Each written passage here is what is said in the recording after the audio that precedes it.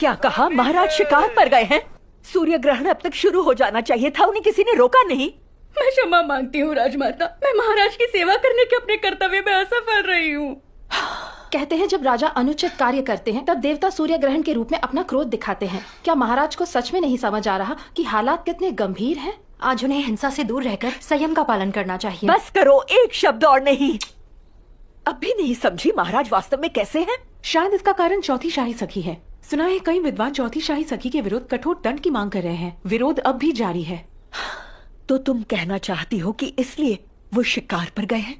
चौथी शाही सखी की वजह से हर दिन तमाशा ही होता है। राजमाता, ऐसे अवसरों पर आपको अपना अधिकार दिखाना चाहिए और उन्हें कड़ी फटकार लगानी क्या मामला वाकई सिर्फ इतना ही है? क्या सच में उसे हटाई गई रानी की बात अब भी याद होगी? ऐसा तो नहीं होना चाहिए।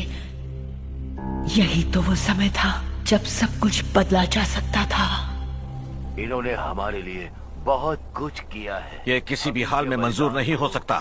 सूर्य ग्रहण जैसे पवित्र दिन पर शिकार करना, ये तो बहुत गलत किया उन्होंने। वो अच्छी तरह जानते हैं कि ये राज्य का एक पवित्र अनुष्ठान है, फिर भी वो ऐसे शिकार पर निकल गए। देखो, अब ये बात तो साफ ही है। लगता है फिर किसी ने हमारे महाराज का दिल दुखा दिया है। आखिर वो क्या बात हो सकती है जो महाराज को परेशान कर रही है? हद करते हो तुम भी। फिर से सुबह तक पी रहे थे क्या? सुबह तक? वो हमेशा। अरे सुबह हो गई क्या? याद आया, महल आने से पहले तक मैं पी रहा था। अच्छी जिंदगी बिताई। पर ये मुख्य शाही सचिव कहाँ है? कहीं दिखाई नहीं दे रहे। वो चियोंग के लिए निकल गए हैं। राज्य के हाल ठीक नहीं है राजकुमार।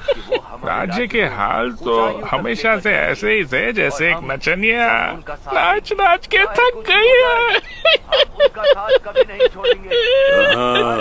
ज्यादा शोर मत मचाओ, सबको दिक्कत होगी। अरे कौन शोर मचा रहा है यहाँ? तुम्हें समझ नहीं आ रहा क्या? चुप हो जाओ। शांत हो जाओ, शांत हो जाओ। महाराज को ऐसी शक्ति मिले जिससे वो राज्य का भला कर सके। मैं आप सबसे उम्मीद करता हूँ कि आप सब मुझसे सहयोग करेंगे।